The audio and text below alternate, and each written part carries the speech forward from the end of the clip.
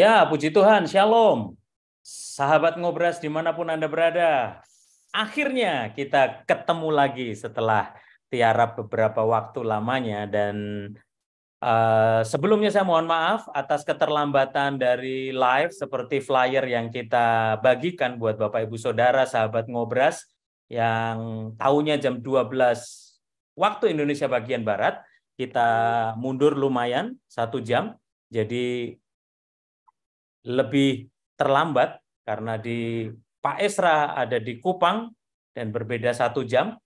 Puji nama Tuhan, kita akhirnya ketemu lagi, sahabat Ngobras. Shalom Pak Esra, apa kabar Pak? Ya, shalom Pak, puji Tuhan. Ya, Sehat terus Pak ya?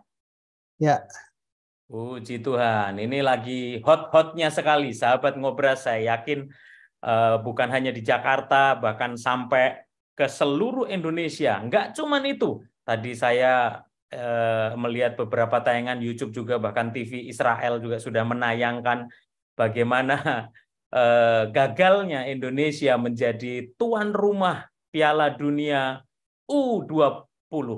Wow, ini luar biasa sekali lagi. Isu yang hangat sekali Pak Esra. Ini tim nasional orang Israel itu baru 20 tahun aja ditakuti di mana-mana. Gimana umur 30 nanti ya? Ya, sedikit introduction ini Pak Esra, juga sahabat Ngobras. Seperti yang kita tahu, finally setelah Chief Erick Thohir berusaha melobi Presiden FIFA bahkan di Qatar, akhirnya kemarin kita mendengar berita yang cukup mengecewakan, cukup nyesek, bikin kesel juga.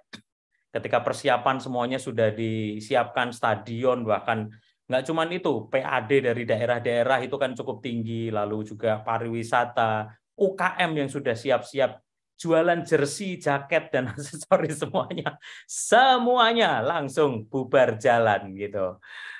Pak, sedikit dulu dong Pak, apa pendapat Pak Esra tentang penolakan kesebelasan Israel main di Indonesia dari sisi Pak Esra dulu nih, seru nih. Saya udah pakai kaos jersey warna hitam nih Pak, tanda duka ini. ya, kalau saya sih pertama ya ini bukan bidang saya.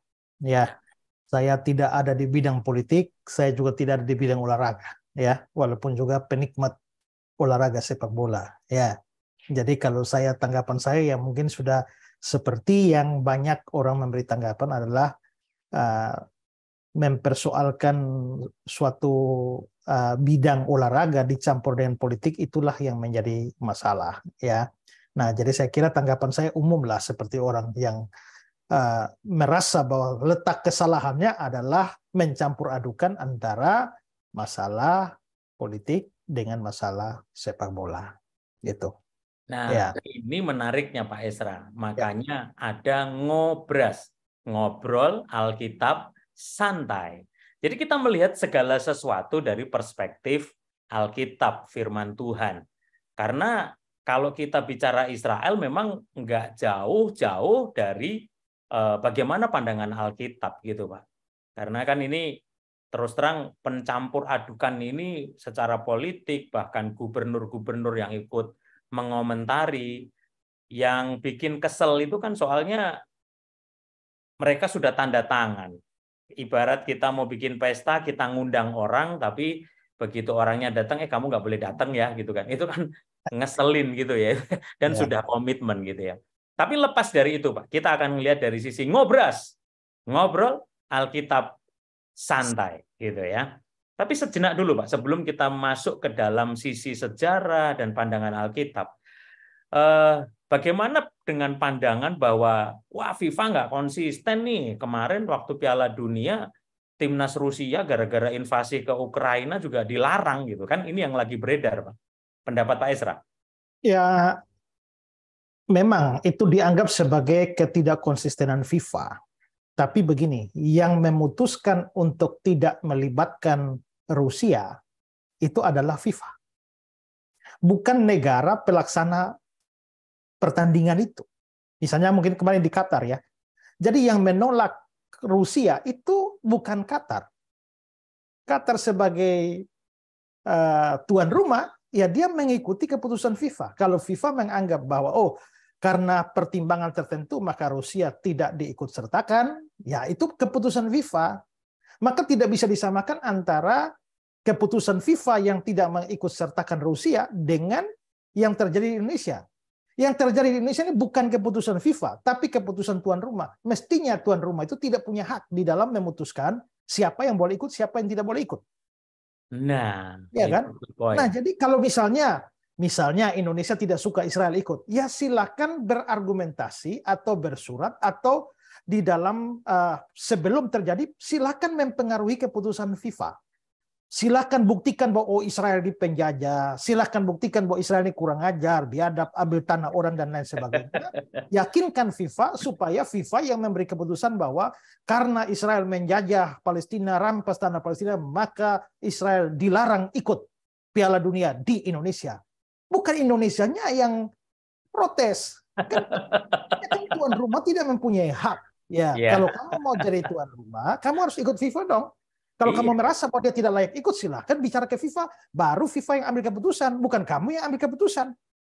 Ini pandangan yang rada beda, Pak. Setuju. Karena Piala Dunia kemarin bukan Qatar yang menolak Rusia, tapi dia sebagai tuan rumah, jadilah tuan rumah yang baik. Karena kecuali gini ya, kecuali gara-gara Qatar menolak Rusia kemarin, lalu FIFA setuju, maka itu cocok.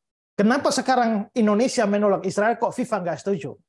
Kan bukan FIFA yang bukan Qatar yang protes. Nah, makanya ini salah sasaran ya pemikirannya itu. Jadi bukan masalah ketidakkonsistenan FIFA, tapi masalahnya adalah kamu yang salah menempatkan dan tidak tahu duduk persoalannya itu di mana. Ya, memang agak mengesalkan juga sih Pak ya. Karena ya mungkin kalau kita mau mengharapkan kemampuan kita ini sampai dunia kiamat juga kita nggak bisa tampil di Piala Dunia. Sudah dikasih mungkin belum tentu 50 tahun lagi, Pak. Terus terang, ini kesempatan buat anak-anak mimpi, anak muda kita, pemain timnas kita. Saya pribadi, Pak, sebagai orang Solo, karena rencananya nanti Stadion Manahan Solo yang dijadikan final gitu. Wah, itu sudah jadi kerinduan sekali bahkan. Ya, mari kita tetap mengucap syukur, seperti kata Pak Jokowi, kita move on gitu ya. Tapi inilah ngobras, Pak, serunya. Makanya saya mau mengulik dari sisi ngobrol Alkitab santai. Nah, ini pertanyaannya kan gini, Pak Esra. Sampai saat ini bangsa Indonesia menolak membangun hubungan diplomatik dengan bangsa Israel. Alasannya adalah karena bangsa Israel menjajah Palestina. Itu selalu yang didengungkan. Ini menarik untuk dibahas. Tapi sebelum kita lebih dalam lagi gitu, Pak, bisa nggak? Tolong nggak Pak Esra, tolong ceritakan dari mana munculnya bangsa Israel ini. Ya, kalau mau bicara dari asal usulnya ya nenek moyang bangsa Israel itu kan Abraham atau Nabi Ibrahim. Ya, Abraham sendiri bukan orang Israel. Ingat ya, dia nenek moyang Israel tapi dia bukan orang Israel. Ya. Nah, Abraham ini kan menurut Alkitab dia berasal dari Ur Kasdim atau Mesopotamia. Itu ada di Irak sana. Jadi Abraham itu aslinya orang Irak. Dipanggil Tuhan dari Ur Kasdim pindah ke Haran di Turki. Lalu setelah itu masuk ke tanah Kanaan. Nanti kita bisa lihat bahwa anaknya Ishak, lalu Yakub, lalu dari 12 anak Yakub, karena nama Yakub pernah diubah menjadi Israel, namamu bukan lagi Yakub tapi Israel, artinya pejuang Allah, karena dia punya anak-anak 12, lalu menjadi suku-suku dan akhirnya berkembang menjadi sebuah bangsa. Ya, nah karena itu jugalah maka kita bisa melihat asal-usulnya dari sana. Nah, tapi kalau kita mau melihat, menghitung lagi dari zaman setelah mereka mapan sebagai sebuah bangsa, karena mereka pernah diperbudak di Mesir, lalu meninggalkan Mesir, masuk ke tanah Kanaan, dan baru mereka kerajaannya, walaupun ada raja pertama adalah Saul, tapi boleh dibilang bahwa kerajaan Israel itu mendapatkan zaman kekuasaan dan kekuatan kejayaannya itu pada masa Raja Daud yang kira-kira tahun 1000 sebelum Masehi. Hanya saja pernah hilang beberapa kali dalam sejarah. Ketika pengganti Daud, Salomo memerintah, tapi Salomo mati, lalu pecahlah menjadi dua kerajaan, satu kerajaan selatan, satu kerajaan utara. Kerajaan selatan namanya Yehuda, kerajaan utara tetap menggunakan nama Israel. Tapi karena penyembahan berhala, Tuhan pakai bangsa lain habisi mereka, di mana bangsa Israelnya itu dihabisi oleh bangsa Asyur atau Assyria yang kira-kira Iran sekarang. Sementara Yehuda itu dihabisi oleh Nebukadnezar dari Babilonia, itu Irak sekarang. Ya, sampai akhirnya mereka sempat hilang lagi. Tapi ternyata setelah 70 tahun bangsa Yehudanya pulang. Sedangkan bangsa yang Israel nggak pernah pulang. Bangsa Yehudanya pulang, lalu akhirnya bertumbuh lagi menjadi sebuah kerajaan atau sebuah bangsa. Terus, tapi tetap mereka tidak pernah merdeka. Ya, Israel itu tidak pernah merdeka setelah kehancuran. Karena setelah hancur di bawah Babilonia, ya nanti belakangan Babilonia itu ditaklukkan oleh Raja Kores dari Media Persia, lalu Media Persia ditaklukkan lagi oleh Yunani. Setelah itu masa keemasan Yunani di bawah Alexander Agung selesai ketika Alexander Agung mati, ganti dengan 4 perwiranya atau 4 jenderalnya yang saling baku hantam satu sama lain, terutama Ptolemy dan Seleucus, ya. Sampai akhirnya muncullah Romawi berkuasa, masuk zaman Perjanjian Baru, Romawi berkuasa. Jadi mereka tetap dikuasai oleh Romawi dan akhirnya mulai mau memberontak tahun 70 Masehi. Nah, lalu akhirnya dihabisilah pada tahun 70 oleh anaknya Kaisar Vespasianus, yaitu Jenderal Titus, dan akhirnya Bait Allahnya dihancurkan, Yerusalemnya dihancurkan, lalu dibuang ke seluruh dunia, ya. Dan mereka bangsa ini hilang 1878 tahun tepatnya, nyaris 2000 tahun. Karena mereka baru kembali eksis pada tahun 1948 sebagaimana negara Israel modern yang kita kenal sekarang ini. Jadi ini bangsa sudah sangat kuno, tapi ternyata pernah hilang dari sejarah beberapa kali, tapi secara ajaib, secara mujizat kembali eksis lagi di dalam sejarah. Ya, Wah, ini menarik nih Pak. Kalau mereka hilang mulai dari tahun 70 tadi ya, tahun 70 Masehi, lalu di mana mereka selama 1878 tahun itu? Kemana saja gitu? Ya, mereka mengembara ke bangsa-bangsa lain, ya, mereka mengembara ke bangsa-bangsa lain dan mereka akhirnya sudah menjadi warga negara dari bangsa lain meskipun mereka tetap adalah orang Yahudi. Gitu. Nah, kita sedang ngobrolin tentang bangsa Israel. Tapi Pak Esra bicara tentang Yahudi. Ini saya yakin banyak sahabat Ngobras juga mau kejelasan gitu. Apakah Israel sama dengan Yahudi? Pendapat Pak Esra? Tergantung kita melakukan pendekatan apa. Ya, karena gini loh. Kalau kita tadi kan saya sudah singgung bahwa Israel kan dari 12 suku. Ya. Anak-anaknya Yakub. Jadi sebelum pada zaman kerajaan Daud, semua suku itu disebut sebagai Israel. Ya, demikian juga pada zaman Salomo. Tapi pada waktu Salomo mati dan kerajaannya pecah, tadi saya sudah bilang bagi 2, ya kan? Kerajaan utara itu tetap memakai nama Israel dengan 10 suku. Ya. Sedangkan kerajaan selatan itu menggunakan nama Yehuda karena ada 2 suku di sana, yaitu Yehuda dan Benyamin. Biarpun Benyamin bergabung dengan Yehuda, tapi karena Yehuda lebih terkenal, sehingga akhirnya dia bernama Yehuda. Jadi pada masa perpecahan kerajaan, maka Yehuda bukan Israel, Israel bukan Yehuda.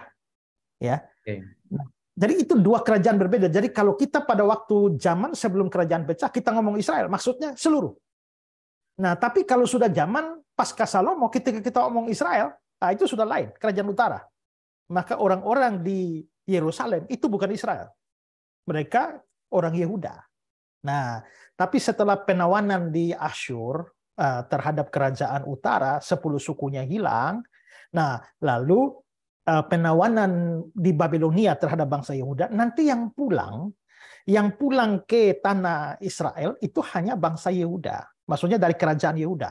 Termasuk adalah suku Benyamin dan juga orang Lewi yang belakangan juga ikut bergabung karena imam-imam Lewi ditolak ketika kerajaan utara jatuh pada penyembahan berhala.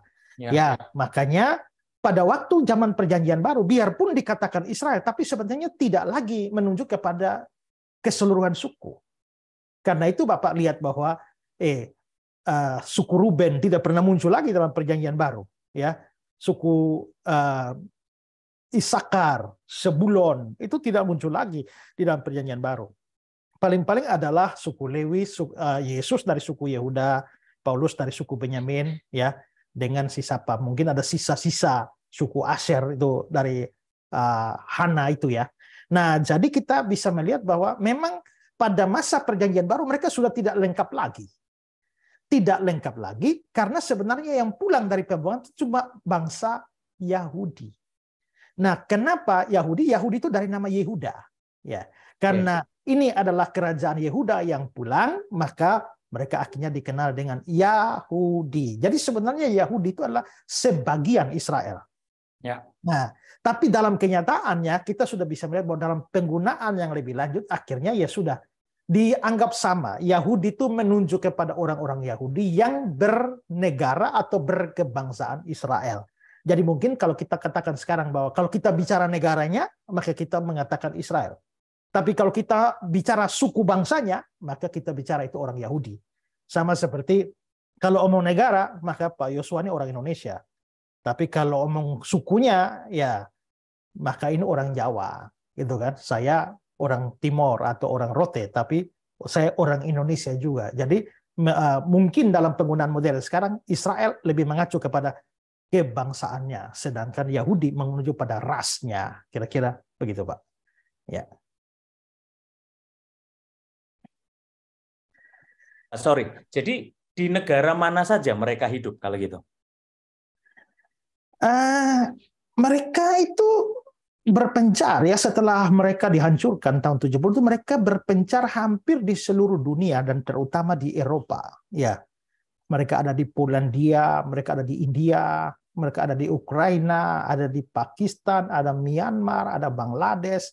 Mereka bahkan ada di Cina, Italia, Belgia, Jerman, Inggris, Amerika, Spanyol, Iran, Irak, Prancis, Portugis, Kanada, ya, Inggris, Brasil, Australia. Mereka ada hampir di seluruh dunia. Tapi Di Indonesia, Pak, kira-kira ada nggak? Jangan-jangan mereka orang Yahudi tapi berkebangsaan itu. Misalnya orang Yahudi tapi berkebangsaan Inggris, orang Yahudi berkebangsaan Amerika, orang Yahudi berkebangsaan Spanyol gitu loh.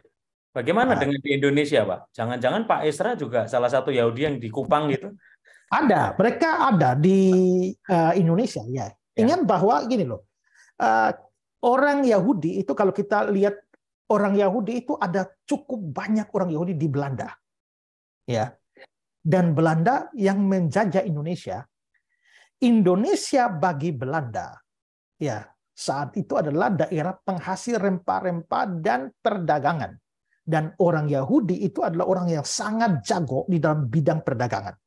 Karena itulah maka mustahil kalau ketika Belanda datang menjajah kita, lalu orang Yahudi tidak ikut di dalamnya, itu rasanya agak mustahil. Ya. Nah, keberadaan mereka di Indonesia itu dapat dilacak. Ya.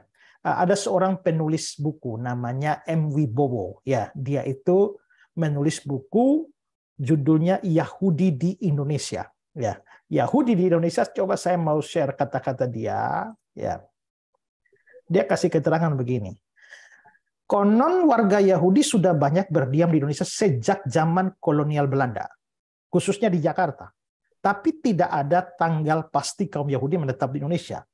Sebuah situs komunitas Yahudi dunia mencatat bahwa pada tahun 1850 seorang utusan dari Yerusalem, Jacob Sapir, yang mengunjungi Batavia atau Jakarta bertemu dengan seorang pedagang Yahudi dari Amsterdam yang menyebutkan ada 20 keluarga Yahudi dari Belanda atau Jerman tinggal di sana, termasuk anggota pasukan kolonial Belanda. Beberapa orang Yahudi juga tinggal di Semarang dan Surabaya. Mereka punya beberapa hubungan dengan agama Yudaisme, ajaran Yahudi. Atas permintaan Sapir, komunitas Amsterdam mengirimkan rabi yang mencoba mengorganisasikan jemaat di Batavia dan Semarang. Jumlah Yahudi dari Baghdad atau asli orang Baghdad dan dari Aden juga bermukim di Jawa. Pada tahun 1921, utusan Zionis dari Israel yang bernama Cohen memperkirakan bahwa hampir ada 2.000 orang Yahudi tinggal di Jawa. Ya, banyak juga ya. Banyak. Lalu ini penulis yang sama dia mengatakan Yahudi di Indonesia menderita ketika pendudukan Jepang di Indonesia dan mereka dipaksa untuk bekerja di kemah. Setelah perang, Yahudi yang dilepas menemui berbagai masalah. dan banyak yang berimigrasi ke Inggris, Amerika, Australia, dan Israel. Pada akhir tahun 1960-an diperkirakan 20 Yahudi tinggal di Jakarta, 25 tinggal di Surabaya. Dan sensus penduduk tahun 2000, orang Indonesia yang menyatakan diri suku Yahudi berjumlah sekitar 200 orang saja. Mereka memilih sebuah sinagog di Surabaya dan di Jawa Timur. Ya, bahkan ada keterangan tambahan, dia bilang bahwa beberapa tokoh berdarah Yahudi Indonesia, diantaranya Marini Sardi, yang artis, Yapto Surya Sumarno, itu politikus, tokoh pemuda, Nafa Ulba, itu artis, Cornelia Agatha yang artis, Safira Hollander, penulis, bintang erotika, pengusaha, Ahmad Dhani, vokalis grup band Dewa 19. Ini menurut Wibowo ini, penulis buku Yahudi di Indonesia. Jadi mereka berdarah Yahudi. Jadi banyak juga di Indonesia sebenarnya. Ya, Wah, itu Pak. banyak banget ternyata mereka gitu ya. Ya, Kita nggak nyangka itu Jawa saja tadi dikatakan 2000-an, karena ada beberapa juga konten YouTube, bahkan ada sinagog di Manado, mereka punya sinagog juga gitu ya. Pasti sudah tersebar kemana-mana. Nah, pada waktu mereka sudah tersebar ini Pak kemana-mana, salah satunya mungkin di Indonesia tadi, ke berbagai bangsa sejak dari tahun 70. Lalu pertanyaannya, bagaimana dengan wilayah bangsa mereka, tanah mereka yang ditinggalin gitu? ya. Jadi tadi saya bilang ya bahwa ini bangsa sudah hilang beberapa kali itu ya. Jadi kalau kita lihat yang pertama saja ketika Nebukadnezar dari Babilonia menghancurkan mereka, kan kalau bangsa kerajaan utara kan dihabisi oleh Asyur. Lalu selatan yang Yehuda ini dihancurkan oleh Babel. Tapi satu hal yang perlu diketahui gini Pak, bahwa strateginya Raja Asyurbanipal, maupun juga Nebukadnezar Raja Babel itu sangat jitu. Kan gini, mereka bangsa yang menguasai bangsa lain, dan mereka selalu berpikir bagaimana meminimalisir potensi pemberontakan. Nah, saya ambil contoh gini dulu Pak. Belanda datang menjajah kita di Indonesia. Ya, dan Belanda tinggal di kita di Indonesia. Lalu menjajah kita di tanah air kita. Lalu terjadilah kita memberontak di Ponegoro, memberontak di Jawa Tengah sana, ya, lalu Cut Nyak-Din di Aceh sana, Patimura di mana itu, Maluku. Ambon sana, Maluku sana ya. Nah, dan macam-macam. Kita bisa bersatu, makanya kita merasa ada persatuan itu penting untuk pemberontakan. Makanya ya ada Soempa Pemuda ya. Apa itu? Untuk bersatu, Sumpah Pemuda kan. Nah, kita bersatu. Tapi karena Asyurbanipal dan juga Nebukadnezar itu pinter, mereka caranya gini loh Pak. Ini saya pakai gambaran saja. Misalnya mereka menaklukkan bangsa A. Kalau Asyur dan Babel menaklukkan bangsa A. Yang dia lakukan adalah penduduk bangsa A itu diambil separuh, dibuang ke bangsa B, yang juga mereka sudah taklukkan. Penduduk A buang ke C, penduduk A buang ke D, penduduk A buang ke E, sebagian kecil kasih tinggal di A, lalu separuh dibuang ke Babel, negara mereka. Ya. Begitu mereka menaklukkan bangsa B, maka mereka penduduk B dibuang ke A, dibuang ke C, dibuang ke D. Taklukan C, ambil penduduknya, buang ke A, buang ke B, buang ke D, separuh. Jadi akhirnya orang asli itu tinggal sedikit. Jadi pada waktu tanah mereka sudah kosong beberapa saat, tapi setelah itu diduduki oleh orang bangsa lain. Jadi akhirnya bangsa-bangsa lainlah yang berkuasa atas tanah mereka, atas daerah mereka, sedangkan orang asli itu sangat sedikit.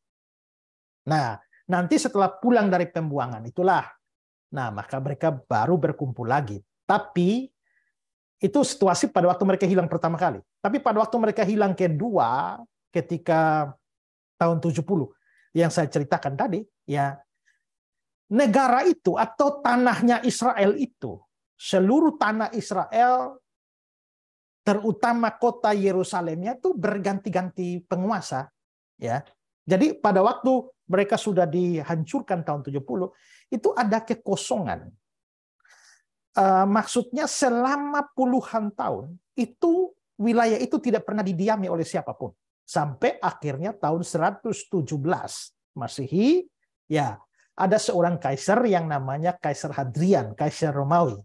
Nah, Kaisar Hadrian ini dia berkunjung ke wilayah Yudea, lalu dia sangat prihatin dengan kondisi di sana, tanah Israel itu. Karena itulah dia berinisiatif untuk membangun kembali wilayah itu. Maka dibangunlah kembali semua pemukiman dan wilayah di tempatnya atau wilayahnya Israel. Dan secara khusus kota Yerusalem itu dibangun kembali dengan corak Romawi. Lalu diberikan nama baru untuk Yerusalem, yakni Aelia Capitolina. Ya, Aelia Capitolina, dia bangun semua kuil-kuil, dia bangun teater, bangun gaya Romawi, jalan-jalan yang berbatu-batuan, untuk lewat kuda dan kereta kuda itu dia bangun, lalu lapangan pacuan kuda dia bangun, dan dia seperti saya bilang tadi, dia berikan nama Aelia Capitolina, dan nama itu akhirnya dipakai sepanjang 200 tahun. Nah, jadi pada waktu bangsa Israel kehilangan tanah mereka untuk pertama kalinya dikuasai oleh Kaisar Hadrian. Tapi selanjutnya, ya tanah itu berpindah lagi kekuasaan ketika Kaisar Konstantin dari Roma itu berkuasa. Dan Kaisar Konstantin ini dia memindahkan kekuasaan dari Roma, Italia ke Bizantium, Turki. Itu pada tahun 395 Masehi. Ya, 395. Dan karena Konstantin ini sudah menjadi Kristen, maka dia menjadikan Kristen menjadi agama negara. Karena itulah maka dia juga membangun kota Yerusalem dan semua wilayah-wilayah Israel itu dibangun menjadi lebih baik. Lalu Yerusalem sendiri itu dijadikan menjadi pusat agama Kristen yang besar sekali. Dan itu menarik pengunjung dari hampir seluruh kerajaan Romawi. Nah, Kaisar Konstantin itu mempunyai seorang ibu yang namanya Helena, Ratu Helena. Ya kan? Ratu Helena ini pernah mengunjungi Yerusalem dan dia sangat sedih melihat kondisi Yerusalem. Dan karena itulah dengan dukungan dana dari anaknya Konstantin itu, lalu Ratu Helena ini berjasa membangun gereja-gereja di Yerusalem, bahkan di seluruh wilayah Palestina pada waktu itu. Nah, di tempat yang dipercaya sebagai kandang Bethlehem, dia membangun apa yang disebut sebagai Nativity Church, gereja kelahiran. Ya, di tempat di mana dipercaya sebagai Golgota, dibangunlah gereja Holy Sepulchre Church. Ya, gereja makam kudus yang kalau kita berkunjung ke Israel kita bisa melihatnya ya. Dan ya kalau gereja yang ada saat ini bukan asli lagi dari zaman Konstantin karena sudah diruntuhkan juga pada waktu Islam menguasai tempat itu. Nah, di tempat yang dipercaya sebagai Bukit Zaitun misalnya, tempat Yesus naik ke surga, itu dibangunlah sebuah gereja yang namanya Bishara Church. Ya, tapi tahun 614 itu gereja Bishara Church itu hancur karena perang. Dan abad yang ke-12 dibangun lagi kembali oleh para pejuang salib, ya, kesatria salib, dan sekarang sudah dikuasai oleh orang Islam. Ya. Dan akhirnya kita bisa lihat bahwa ya sudah, tapi pokoknya dia dikuasai oleh Konstantin. Jadi pertama oleh Hadrian, kedua oleh Konstantin. Sudah pindah kekuasaan. Selanjutnya ya pada tahun 637 Masehi itu mulai dikuasai oleh Arab Islam, wilayah itu. Setelah Khalifah Umar ibnu Al-Khattab itu memenangkan perang melawan Bizantium. Arab Islam lalu berkuasa atas wilayah itu dalam tempo waktu yang sangat lama. Mereka berkuasa, Arab Islam berkuasa di tanah Palestina itu 1099 sampai tahun 1099. Jadi itu berarti bahwa mereka Arab Islam berkuasa 462 tahun. Ya. Nah, Khalifah Umar itu lalu mengganti nama Yerusalem yang ada saat itu, yang waktu itu dikenal sebagai Aelia Capitolina, yang diganti namanya oleh Kaisar Hadrian. Itu si Khalifah Umar ini mengubah namanya itu dengan nama bahasa Arab menjadi Al-Quds atau kota Kudus. Ya. Nah, jadi sudah 3 penguasa, Pak ya. Jadi pertama Hadrian, kedua Konstantin, lalu Arab Islam.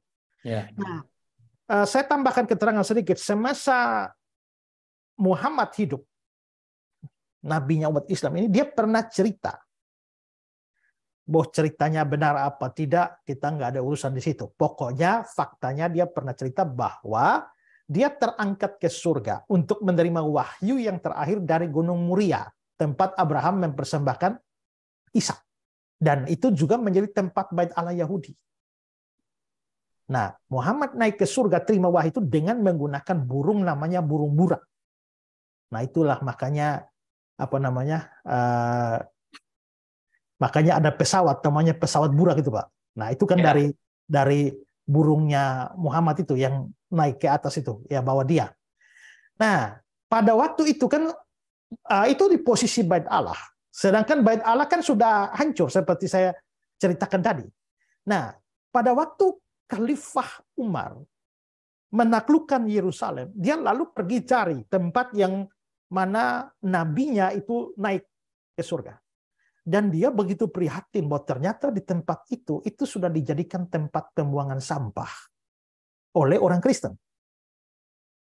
Nah, akhirnya dia mulai menyuruh bersihkan wilayah itu dan dia mulai membangun 2 masjid di atasnya. Yang satu bernama Masjid Al-Aqsa dan yang satu adalah Masjid Al-Sakrah. Itu pada tahun 691. Ya. Ini 2 masjid yang dibangun itu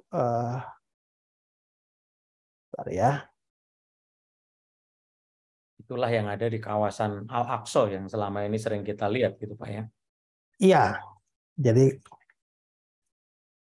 kalau kita pergi ke Israel ya, mungkin sebentar untuk bisa bedakan 2 itu ya.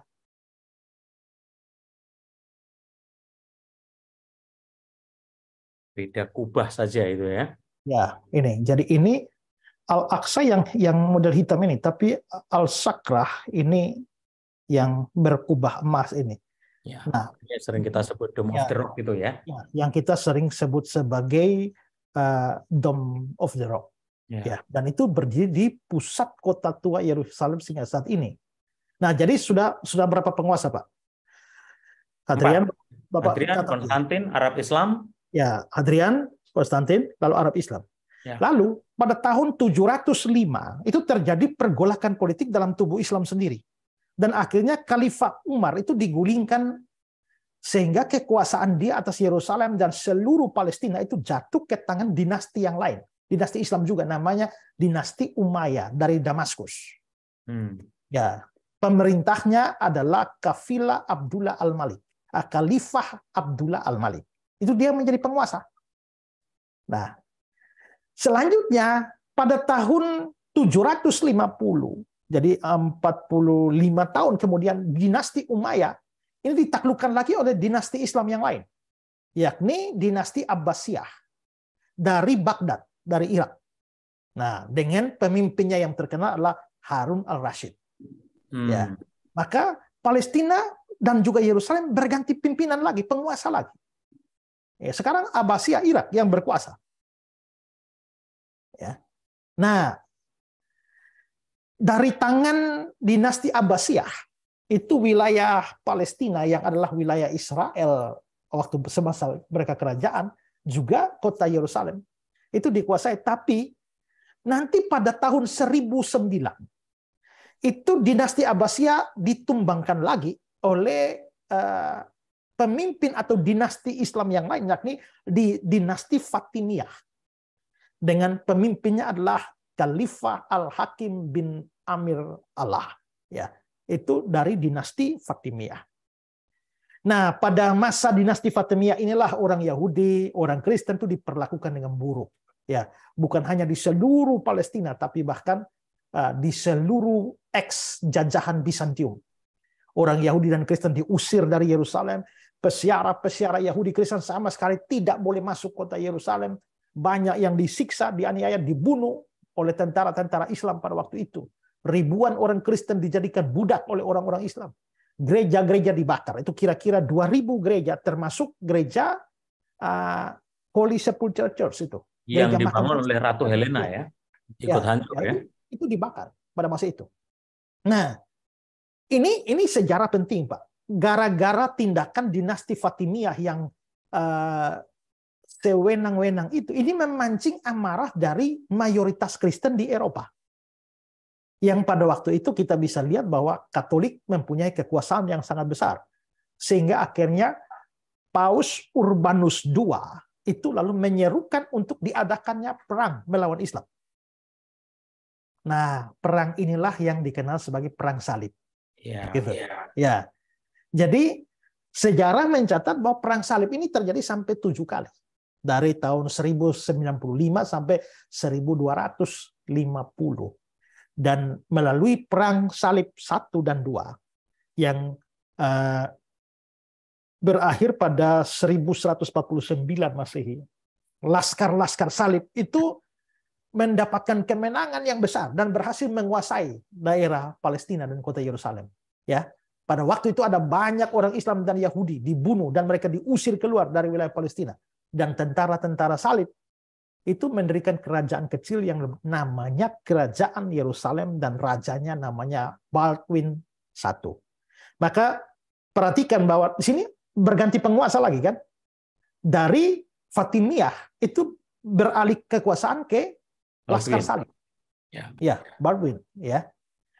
Nah, tapi pada waktu laskar-laskar salib ini berkuasa, pembangunan terjadi besar-besaran lagi dan menghasilkan begitu banyak gedung dan tata kota yang begitu indah, dan mereka membangun gereja, banyak gereja, biara, asrama bagi para peziarah, dan masjid Dome of the Rock tadi, Pak, itu sudah diubah fungsinya jadi gereja. Pada masa Laskar Salib itu. Masjid Al-Aqsa itu diberi nama baru, yaitu Ka'bah Salomo, dan akhirnya itu menjadi tempat tinggal raja. Nah, itu kekuasaannya. Nah, terus 1187, memasuki tahun 1187, ada seorang yang namanya Salah al-Din, atau sering disebut sebagai Saladin.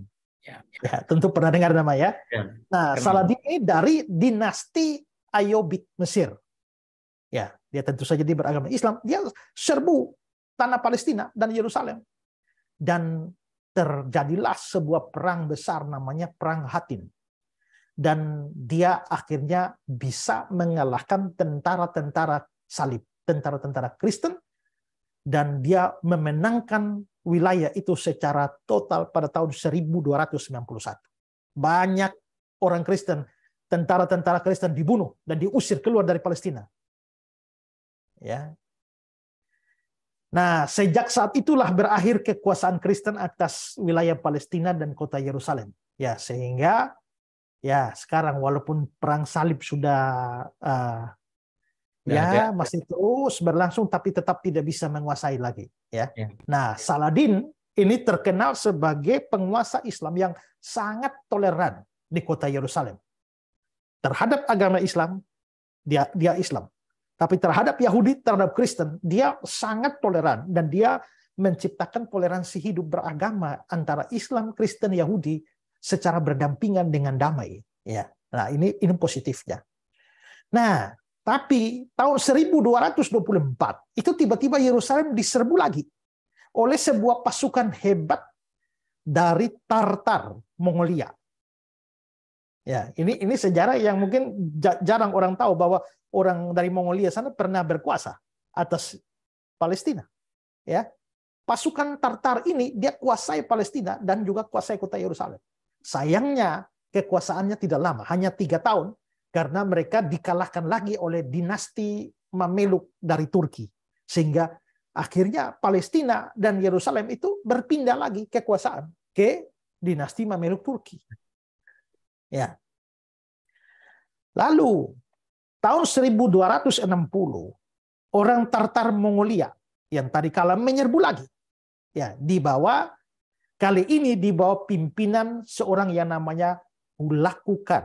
dan hulakukannya adalah cucu dari Genghis Khan yang terkenal itu.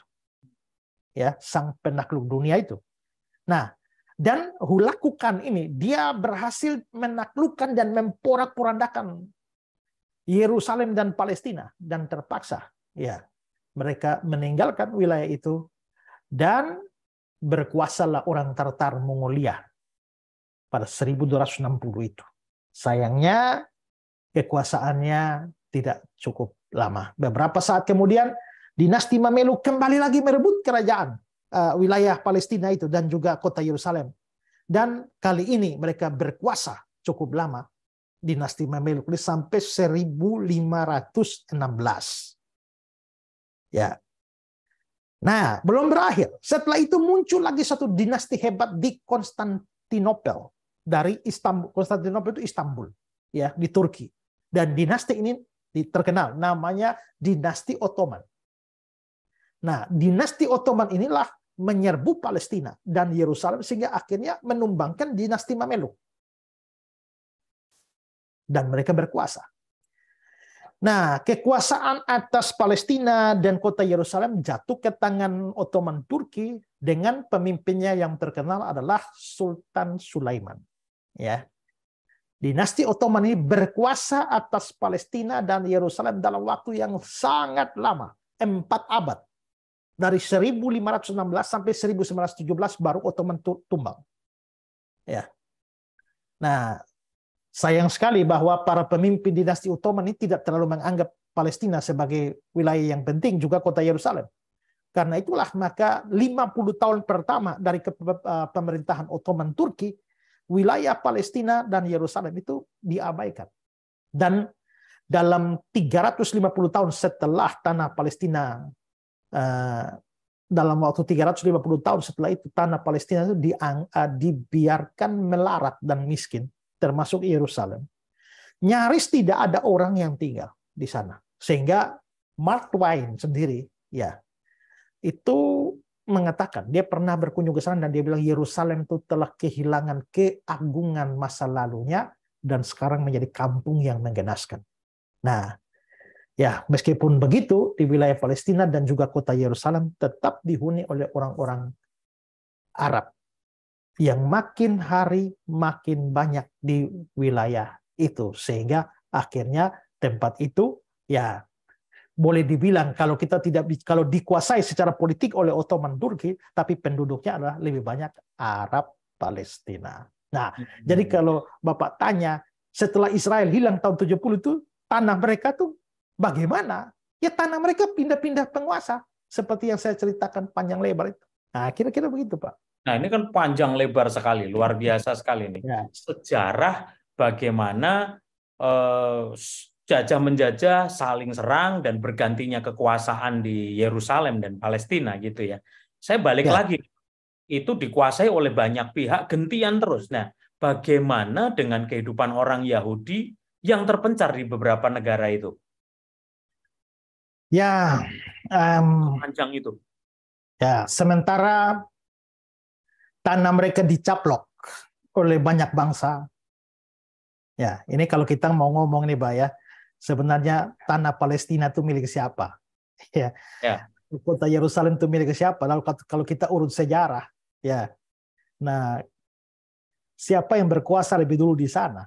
Nah, itu kan jadi menarik. Jadi sebetulnya siapa merampas siapa? Ini kan penting ini. Ya makanya ya kalau kita bilang oh ini jajah ini rampas ini, ya bisa salah yang seperti Pak Yos bilang, ini mungkin karena buta sejarah. Ya. Makanya ini kan firman Tuhan ngomong umatku binasa karena kurang pengetahuan gitu kan. Jadi kita perlu meluruskan sejarah karena kenapa terjadi Piala Dunia batal ini U20, acuannya baru pada zaman Soekarno ketika Piala Dunia tahun 58 misalnya waktu itu, lalu perang Israel di kemerdekaan Israel 48 gitu.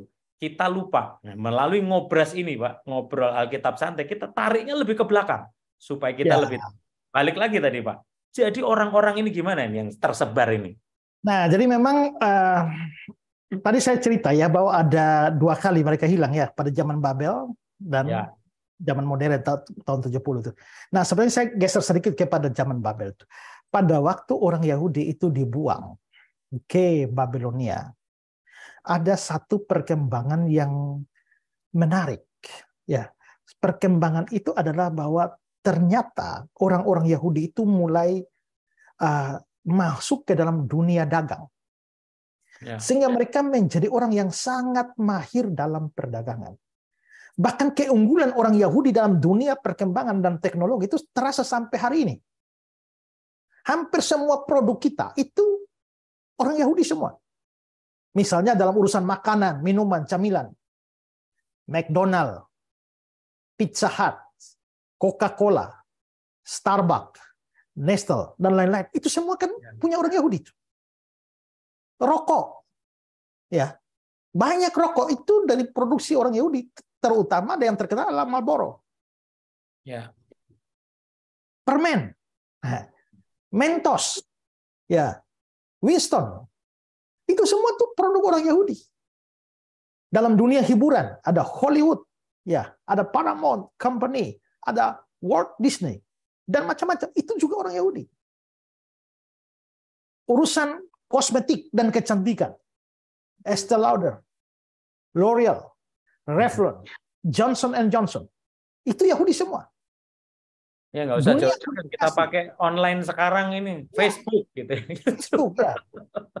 Dulu Nokia, Motorola, zaman itu terkenal, itu juga Yahudi.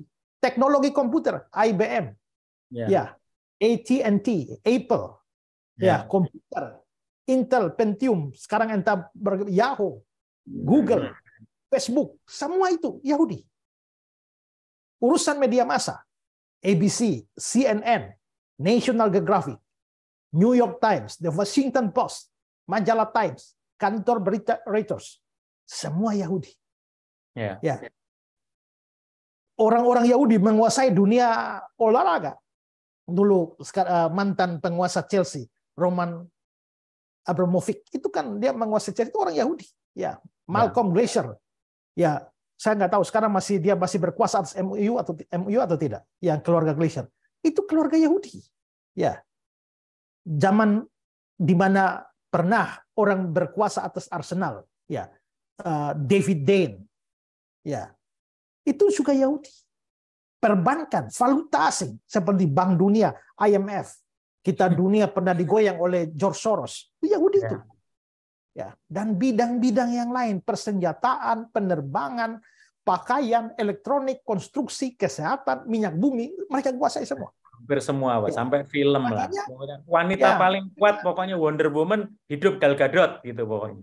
Ya, jadi kan aneh kan Pak sekarang bahwa kita menghujat orang Yahudi tapi pakai Google, pakai Facebook, ya, pakai YouTube, ya. Nah, harusnya kalau anti Yahudi, ya Israel ditolak main di Indonesia, ya jangan pakai YouTube sekalian, jangan pakai Google.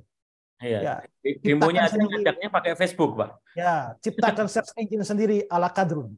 Nah, itu kan, ya menolak orang tapi produknya mau dipakai itu loh. Nah, itu kan jadi lucu tuh, ya. Yang nolak-nolak, yang mau calon presiden kayak wakil presiden kayak nolak ya, tapi kan ya memberitakannya ya kampanye juga pakai Facebook, pakai YouTube. Ya. Nah, ini kan jadi lucu ya. Mau tolak-tolak semua, kita ke primitif aja, dunia primitif aja. Ya. Nah, jadi mereka memang punya keunggulan di situ, Pak. Nah, ini terjadi juga pada zaman setelah mereka hilang dari negara mereka. Ya. Mereka, tadi saya sebut ya, mereka muncul di dalam negara-negara yang lain, tapi mereka tampil sebagai pedagang-pedagang hebat dan mempunyai keunggulan dari sisi ekonomi. Nah, kondisi inilah yang memicu munculnya kebencian dari orang-orang, dalam tanda petik, orang pribumi terhadap orang Yahudi. Nah, itu kira-kira ya model-model kayak banyak orang Indonesia yang menyebut dirinya pribumi itu benci kepada orang Cina karena rata-rata ekonominya kok jadi lebih bagus dari kita. Nah, itu kira-kira kebencian terhadap Yahudi modelnya seperti itu. Ya. Karena mereka muncul di mana saja, mereka menguasai ekonomi. Akibatnya adalah orang Yahudi banyak ditekan, diusir, dianiaya, dan puncaknya terjadi sekitar abad pertengahan, di mana terjadi pengusiran besar-besaran terhadap orang Yahudi dari negara-negara di bagian timur. Ya. Nah, orang Yahudi dalam jumlah yang sangat besar lalu berpindah-pindah negara ke negara barat, ya terutama di Spanyol, mereka pindah ke sana. Dan hal yang sama terjadi di Spanyol dalam waktu yang relatif singkat, mereka menguasai perekonomian. Dan itu mendatangkan kebencian terhadap dari orang-orang Spanyol. Maka akhirnya orang Spanyol memperlakukan orang Yahudi dengan buruk. Misalnya, orang Yahudi tidak diizinkan untuk memegang jabatan apapun dalam hidup bermasyarakat. Semua orang Spanyol boleh pinjam uang dari orang Yahudi, tapi boleh tidak mengembalikan. Jadi ya kalau itu namanya perampasan, bukan peminjaman. Orang-orang Yahudi diwajibkan memakai pakaian khusus untuk bisa membedakan mereka dari orang asli Spanyol. Dan orang-orang Yahudi dimasukkan ke tempat khusus yang namanya ghetto. Ya.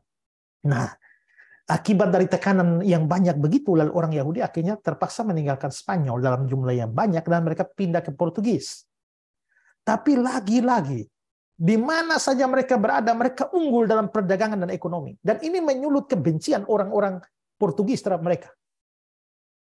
Ketika perang salib yang kita bicarakan tadi, ya, itu pada waktu itu orang Kristen bukan hanya membenci Islam, tapi juga membenci Yahudi.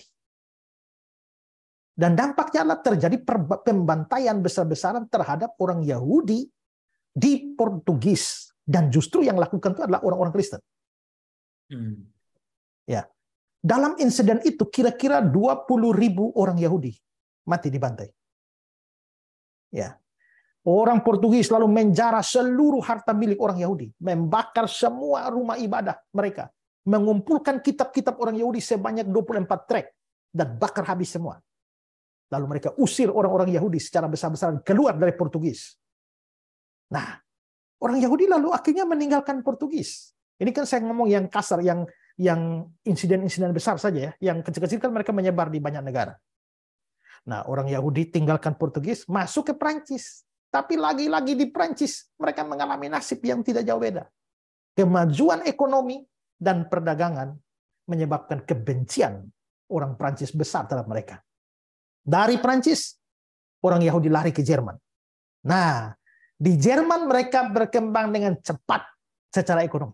Dan lagi-lagi faktor ekonomi ini menyebabkan kebencian orang Jerman begitu memuncak kepada mereka. Sampai muncullah sebuah isu, sebuah fitnahan bahwa orang-orang Yahudi diam-diam menangkap anak-anak orang Kristen dan memakan daging mereka dalam perayaan Paskah Yahudi. Nah, ini membuat orang Yahudi ya diusir dari Jerman.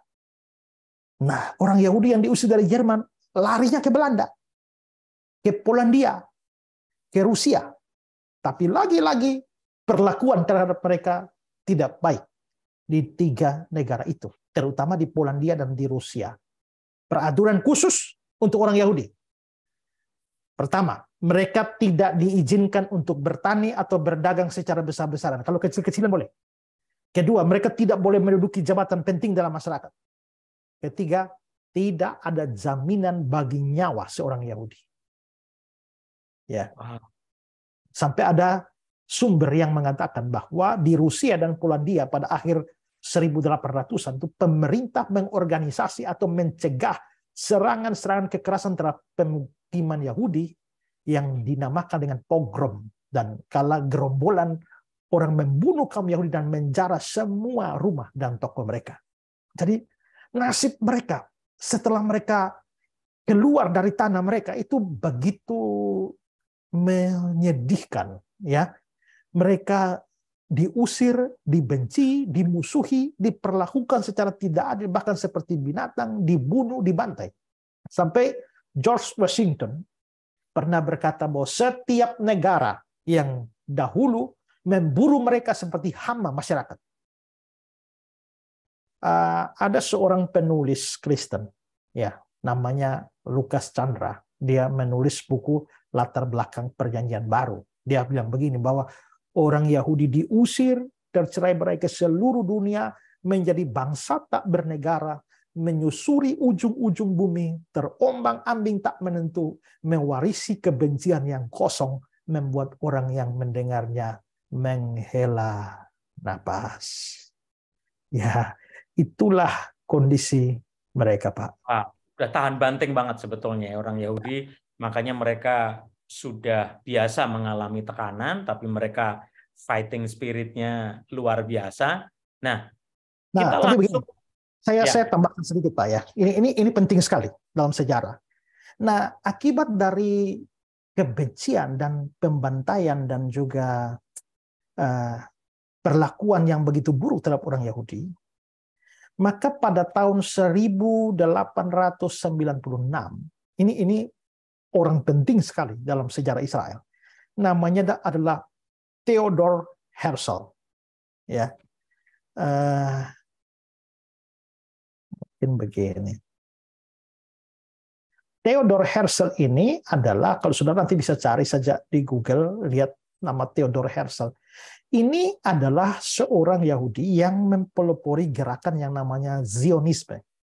ya, Nah, dia bertujuan, Zionisme ini bertujuan untuk mengusahakan satu daerah atau satu negara di mana orang Yahudi bisa hidup dengan aman dan mengatur diri sendiri.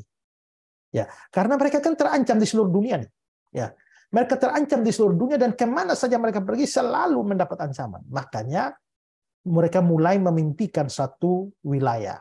Saya coba kutipkan kata-kata Theodor Herzl ya.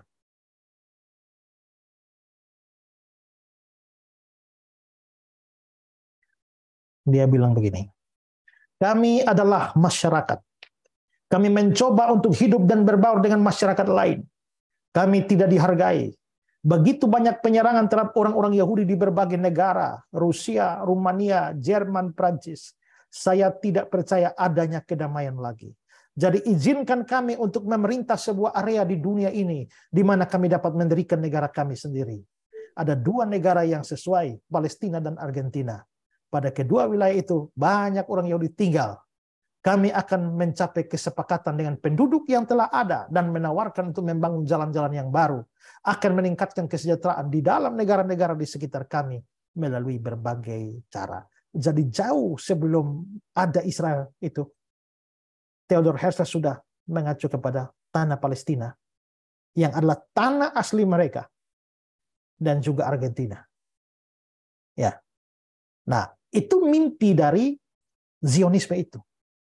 Nah, pada waktu Protestan lahir, Protestanisme mulai berkembang, merambah seluruh Eropa, maka ini ada angin segar bagi orang Yahudi, di mana orang-orang Protestan itu memperlakukan mereka dengan baik, kecuali di Rusia dan Skotlandia. Nah, angin kebebasan inilah dimanfaatkan oleh orang Yahudi untuk berkembang secara besar. Mereka lalu menyebar hampir ke seluruh negara di dunia, termasuk negara-negara yang pernah mengusir mereka.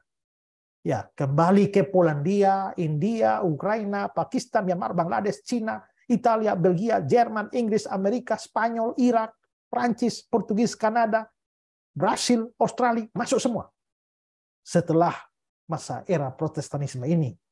Dan mereka lagi-lagi berkembang pesat. Nah, ini sesuatu yang menarik yang perlu saya ceritakan, Pak. Ya. Sementara mereka berkembang dengan menarik di seluruh negara, pertumbuhan orang Yahudi paling pesat itu di Jerman.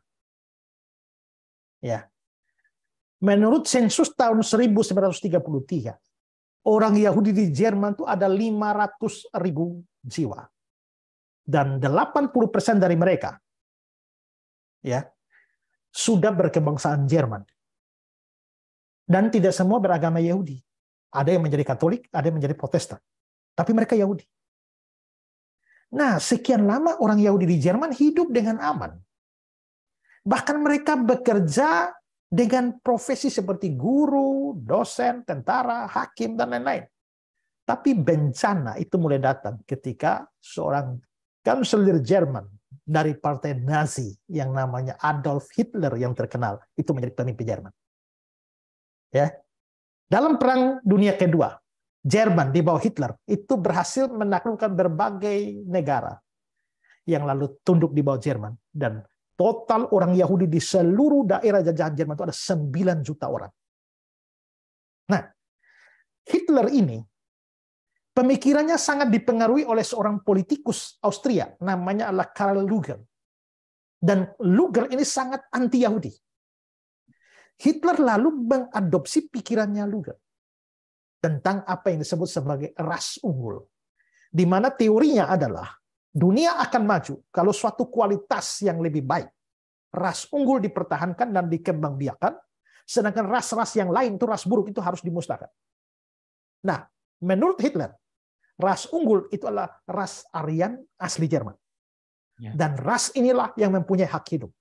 Sedangkan orang-orang yang cacat secara fisik, secara mental itu ras buruk, tidak pantas dibiarkan hidup. Karena itu di awal Perang Dunia Kedua, Hitler perintahkan untuk bunuh, bantai semua orang yang cacat fisik maupun cacat mental. Dan dibantu oleh para dokter untuk melakukan suntikan, membunuh. Pada tahun 1940 sampai 1945 ada 200.000 orang cacat dibunuh oleh Hitler. Bagaimana cara membunuhnya? Mereka dibunuh dalam kamar-kamar gas yang dirancang secara khusus. Bayi, anak kecil, penyandang cacat juga dibantai lewat suntikan obat dengan dosis mematikan. Dan juga dengan cara dibiarkan kelaparan. Mayat korban itu dibakar dalam oven yang namanya krematorium. Ya, sampai akhirnya mereka penguburan massal karena saking banyaknya. Kalau saudara lihat ini adalah tunjukkan bagaimana kubur dari orang-orang itu ya. Holocaust gitu ya, Pak ya. Belum, Pak. Ini pekuburan di Hadamar, tempat korban pembantaian euthanasia. Ya. Ini belum Holocaust. Ya. Ini orang cacat. Yang orang cacat. Nah, pada Maret 1933 Hitler itu mengkoordinasi penyerangan brutal terhadap orang-orang Yahudi di Jerman. Tentara Nazi menyerang toko-toko ya milik orang Yahudi di Jerman. Mereka memasuki ruang sidang, menyeret para hakim, para pengacara Yahudi ke jalan-jalan di mana mereka menerima aksi-aksi penghinaan dari pabrik. Nazi melakukan boikot nasional atas usaha-usaha Yahudi di Jerman. Itu kira-kira mungkin mulai kacau seperti Indonesia tahun 98 tuh, Pak. Ya. Nah, semua PNS berdarah Yahudi itu dipecat. Semua pekerja, semua manajer perusahaan berdarah Yahudi, PHK semua. Sementara itu, dari Paris terdengar kabar bahwa seorang pemuda Yahudi telah membunuh petinggi Jerman di Paris. Ini membuat Nazi begitu marah dan tanggal 9 November 1938 aksi kekerasan terhadap kaum Yahudi pecah di seluruh Reich. Dan dalam 2 hari 250 sinagog dibakar. Dan lebih dari 7.000 tempat usaha milik Yahudi dirusak, dijarah. Lusinan orang Yahudi dibunuh dan dikubur di rumah sakit, di sekolah, di tempat kaum Yahudi. Sementara polisi hanya mendiamkan saja. Dan keesokan paginya 30.000 laki-laki Yahudi Jerman ditangkap. Dan mereka dikirim ke kamp-kamp konsentrasi, tempat di mana ratusan ribu orang di sana dibantai dan tewas. Perempuan Yahudi ditangkap, dikirim ke penjara. Usaha-usaha milik orang Yahudi tidak diizinkan beroperasi kembali, kecuali dikelola oleh non-Yahudi. Jam malam diberlakukan bagi mereka. Ya. Dan ya, pada saat seperti itu mereka terpaksa melarikan diri. Tahun 1939, 900 orang Yahudi melarikan diri dari Jerman dengan menggunakan kapal yang namanya Saint Louis, mau pergi ke Kuba. Sebelum mereka dapat izin masuk oleh pemerintah Kuba, ya, mereka terpaksa berlabuh di Havana. Mereka dapat kabar pemerintah Kuba awalnya mengizinkan, tapi akhirnya menarik. Tidak mengizinkan satu Yahudi pun masuk ke Kuba. Mereka langsung mengadakan pelayaran ke Amerika. Tapi sesampainya di Florida, mereka pun ditolak Amerika. Sehingga dengan putus asa, mereka terus berlayar ke Eropa. Untungnya sejumlah negara Eropa mau terima mereka. Belgia menampung 214 orang. Belanda 181 orang. Inggris 287. Prancis 224. Nah, gara-gara ini, mereka lari ini, itu membuat Hitler sangat marah. Dia akhirnya menetapkan Yahudi sebagai ras buruk yang layak dimusnahkan seperti orang cacat, basmi semuanya. Ya. Karena itulah, karena Nazi berkuasa atas hampir seluruh Eropa, maka dia kumpulkan orang Yahudi di seluruh jajahannya. Pada kamp-kamp konsentrasi ada 3 juta orang Yahudi. Nah, maka mereka dibiarkan tidak makan, ya, kelaparan, lalu yang lainnya, sisanya 3 juta dimasukkan ke dalam ruang yang dikunci, disemprotkan gas beracun ke dalamnya, sehingga jutaan orang Yahudi mati. Nah, kalau kita melihat bagaimana, inilah yang dikenal sebagai Holocaust. Ini foto-foto di mana mereka ditembak, dikumpul, ditelanjangi, masuk di lubang, langsung ditembak satu-satu, kasih mati semua. Tulang-tulang mereka berserakan di mana-mana. Karena kelaparan dan juga karena pembunuhan yang begitu brutal. Nah, inilah yang dikenal dengan Holocaust. Nah, PBB menetapkan 27 Januari sebagai hari peringatan Holocaust. Nah, orang Yahudi yang mati dalam insiden Holocaust itu, ya, totalnya 6 juta orang. Wow. Nah, ini semua jelas ancaman bagi orang Yahudi. Karena jumlah ini adalah 2/3 dari komunitas Yahudi di seluruh Eropa. Nah, karena inilah, Pak, maka kembali mimpi dari Zionisme untuk menemukan tempat dan keamanan bagi orang Yahudi kembali didengungkan lagi pasca Holocaust. Nah, itu sejarah panjang mereka gitu, Pak. Nah, ini kan sudah dekat nih, Pak, sampai di 1948. Bagaimana kisahnya sampai tiba-tiba muncul negara Israel kembali pada tahun 1948? Nah, ini kan kita geser sedikit ya. Beberapa tahun sebelum peristiwa Holocaust itu terjadi, kabar orang Yahudi telah mengalami penganiayaan yang hebat di berbagai negara. Itu sudah menjadi isu internasional. Dan ini mengguncang komunitas Yahudi di seluruh dunia. Nah, seperti saya bilang tadi, pada saat semacam inilah mereka kembali memikirkan misi Zionisme yang dikumandangkan oleh Theodor Herzl itu. Tadi sudah saya sebutkan, kami adalah masyarakat. Kami mencoba untuk tetap hidup dan berbaur dengan masyarakat lain. Kami tidak dihargai. Begitu banyak penyerangan terhadap orang Yahudi di berbagai negara. Rusia, Rumania, Jerman, Prancis. Saya tidak percaya ada kedamaian lagi. Jadi izinkanlah kami memerintah sebuah area di bumi ini di mana kami dapat memikirkan mendirikan negara kami sendiri. Nah, ini terngiang lagi di orang Yahudi. Nah, karena itu Zionisme internasional dengan serius memikirkan dan mengupayakan ada sebuah wilayah di dunia ini untuk dapat menjadi tempat tinggal orang Yahudi, di mana mereka bisa mengatur rumah tangga mereka tanpa ditindas, tanpa diperlakukan dengan buruk oleh bangsa lain. Nah, sesuai dengan pidato Theodor Herzl, maka ada 2 wilayah jadi sasaran, yaitu Palestina dan Argentina. Tapi kelihatannya tanah Palestina lebih diminati karena faktor sejarah. Karena memang itulah tanah mereka yang asli. Itulah tanah yang dijanjikan Tuhan kepada mereka. Dan mereka pernah hidup sebagai bangsa yang jaya di sana. Karena itu ketimbang Argentina, pilihan lebih diarahkan kepada tanah Palestina. Masalahnya, kan Palestina sudah dipenuhi oleh bangsa Arab Palestina. Ya, seperti saya cerita tadi, berganti-ganti penguasa.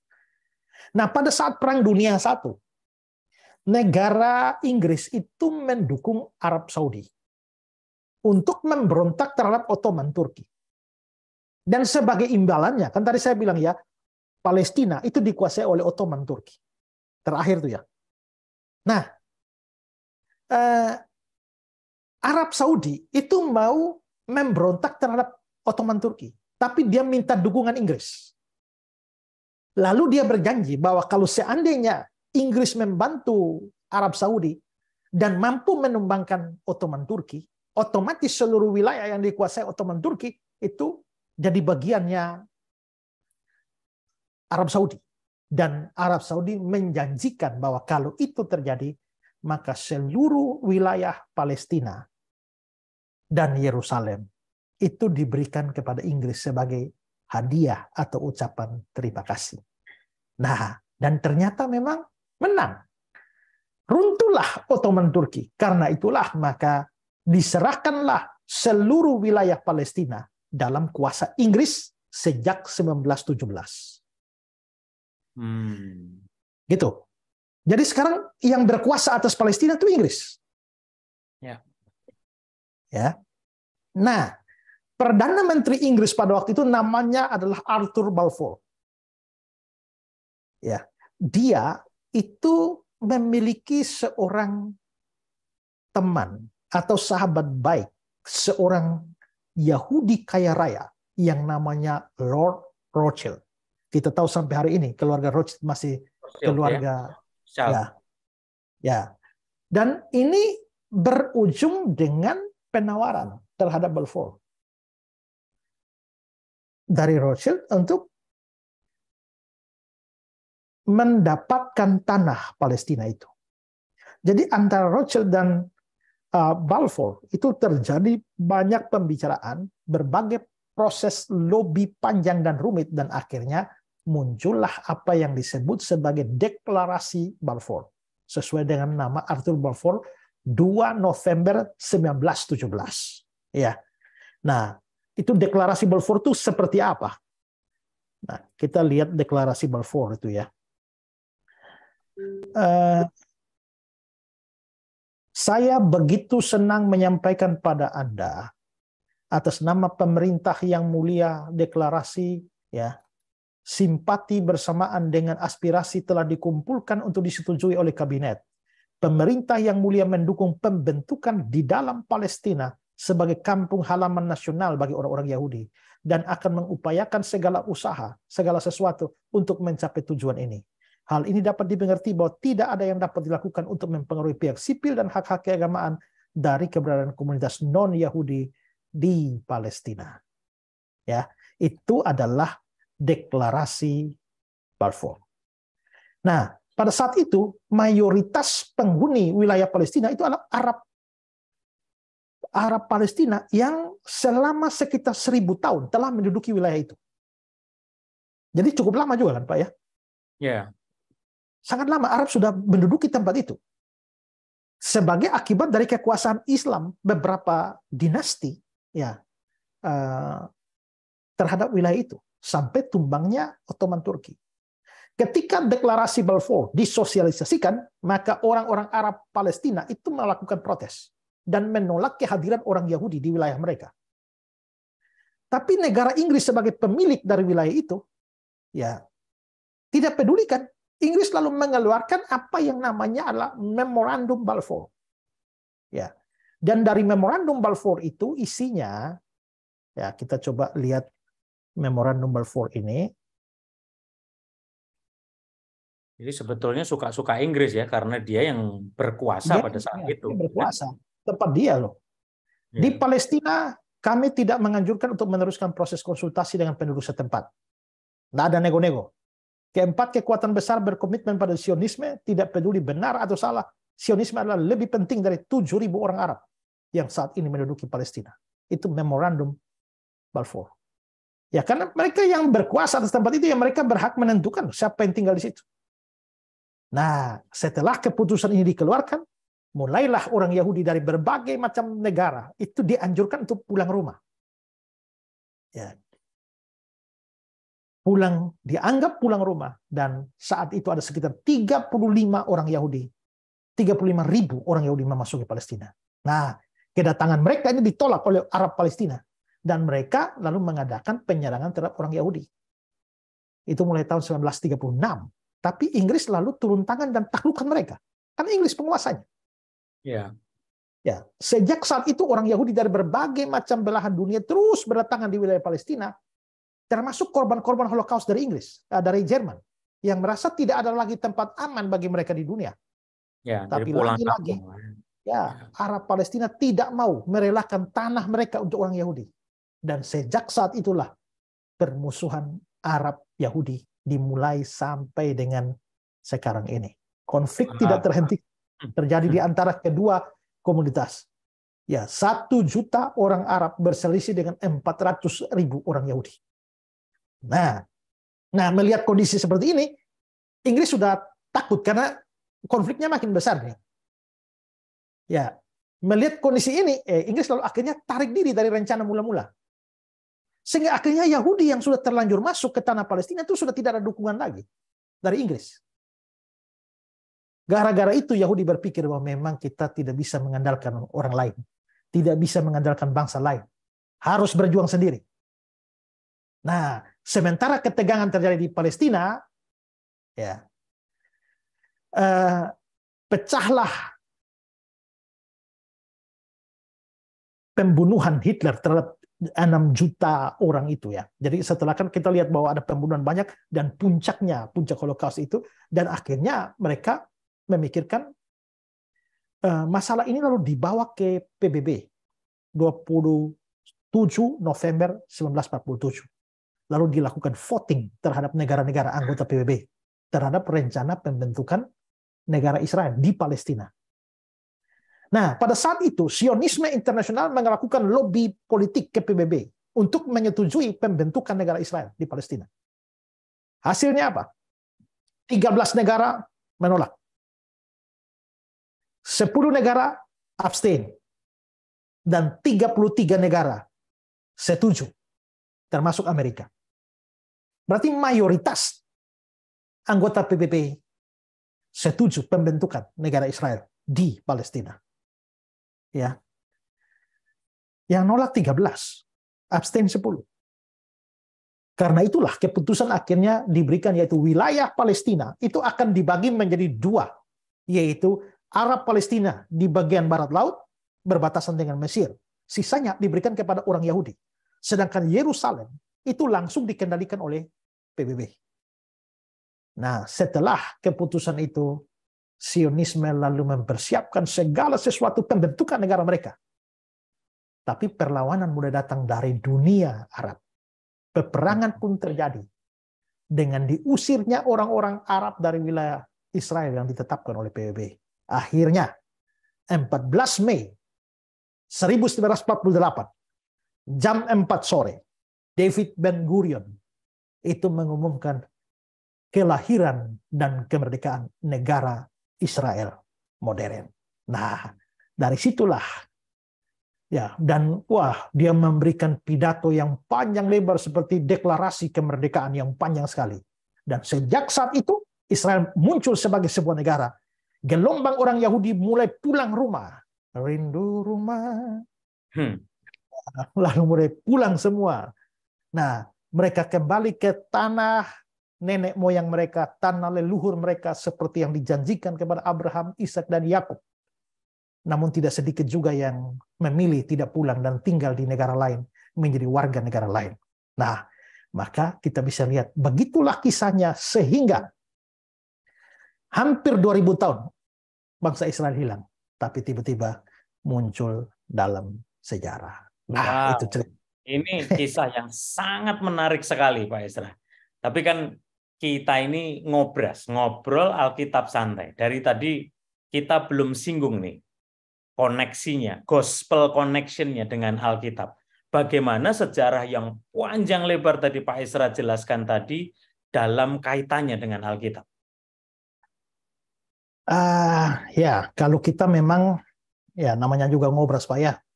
Iya dong. Jadi harus ngobrol Alkitab. Jadi kita mulai dari sepak bola, lalu lari ke Israel, lalu lari ke Alkitab. Satu hal yang menarik adalah bahwa tadi saya bilang ya bahwa sejarah Israel ini berulang ketika mereka hancur pada zaman Babilonia, tapi Tuhan bawa pulang mereka lagi. Lalu mereka hancur lagi tahun 70, tapi mereka kembali lagi. Yang kedua ini lebih mengerikan. Kalau di Babel mereka 70 tahun sudah balik. Tapi yang dihancurkan Romawi ini hampir 2000 tahun, 1800 tahun.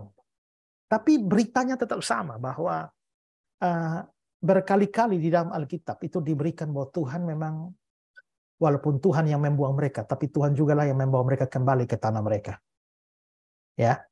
Nah, coba saya ajak kita lihat beberapa ayat ini ya.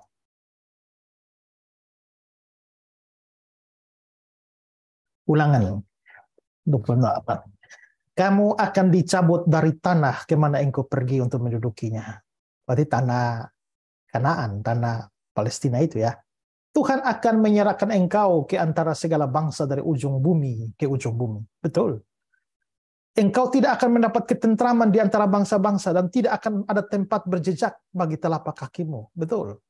Tuhan akan memberikan di sana kepadamu hati yang gelisah, mata yang penuh rindu dan jiwa yang merana. Hidupmu akan terkatung siang malam dan engkau akan terkejut khawatir akan hidupmu. Pada waktu pagi engkau akan berkata, ah, kalau malam sekarang. Dan pada waktu malam engkau akan berkata, ah, kalau pagi sekarang. Karena kejut memenuhi hatimu dan karena apa yang dilihat oleh matamu. Ini gambaran bahwa penderitaan yang mereka alami di seluruh dunia. Ya. Yeremia pasal yang ke-16. Sebab aku akan membawa mereka pulang ke tanah yang telah kuberikan kepada nenek moyang mereka. Ada janji juga bahwa mereka akan dipulangkan. Yeskiel.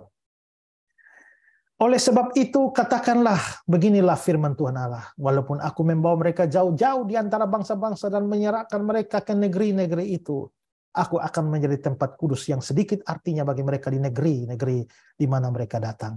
Oleh sebab itu katakanlah, begini firman Tuhan Allah, aku akan menghimpunkan kamu dari bangsa-bangsa dan mengumpulkan kamu dari negeri-negeri di mana kamu berserak. Dan aku akan memberikan kepada kamu tanah Israel. Ya.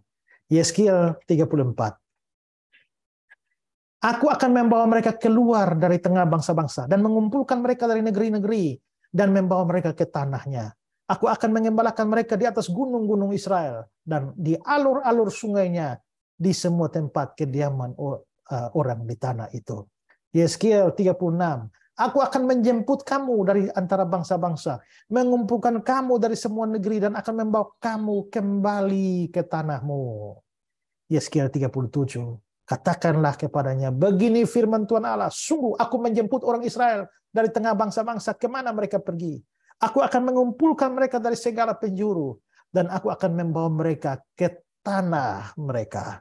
Aku akan menjadikan mereka satu bangsa di tanah mereka, di atas gunung-gunung Israel, dan suatu raja memerintah mereka seluruhnya. Mereka tidak lagi menjadi dua bangsa, karena tadi perpecahan kan. Mereka tidak lagi menjadi dua bangsa dan tidak lagi terbagi menjadi dua kerajaan. Mereka akan tinggal di tanah yang kuberikan kepada hambaku Yakub, di mana nenek moyang mereka tinggal. Ya, mereka, anak-anak mereka maupun cucu cicit mereka akan tinggal di sana untuk selama-lamanya. Aku akan memberkati mereka dan membuat banyak. Aku akan menjadi Allah mereka dan mereka akan menjadi umatku. Maka bangsa-bangsa akan mengetahui bahwa aku Tuhan menguduskan Israel pada waktu tempat kudusku berada di tengah-tengah mereka selama-lamanya. Lalu Amos 9, aku akan memulihkan kembali umatku Israel. Mereka akan membangun kota-kota licin, tandas, dan mendiaminya. Mereka akan menanam kebun-kebun anggur dan minum anggurnya. Mereka akan membuat kebun-kebun buah-buahan dan makan buahnya. Maka aku akan menanam mereka di tanah mereka. Dan mereka tidak akan tercabut lagi dari tanah yang kuberikan pada mereka. Firman Tuhan Allahmu. Wow, semuanya sudah jelas sebetulnya, tertulis di dalam Alkitab. Ya, walaupun saya percaya juga bahwa ini berkaitan ayat-ayat itu ada konteks waktu pemulangan pertama, ya, tapi juga sangat relevan, ya, sangat absurd kalau kita mengatakan bahwa nyaris 2000 tahun hilang lalu muncul kembali, itu sesuatu kebetulan tanpa tangan Tuhan mengatur itu. Ya, ya meskipun kita sahabat Ngobras mulai dari gagalnya Indonesia ikut dan menjadi tuan rumah Piala Dunia, tetapi dari Ngobras, ngobrol Alkitab santai ini saya rindu membukakan mata kita, membukakan wawasan kita mengenai kata penjajahan Israel terhadap Palestina.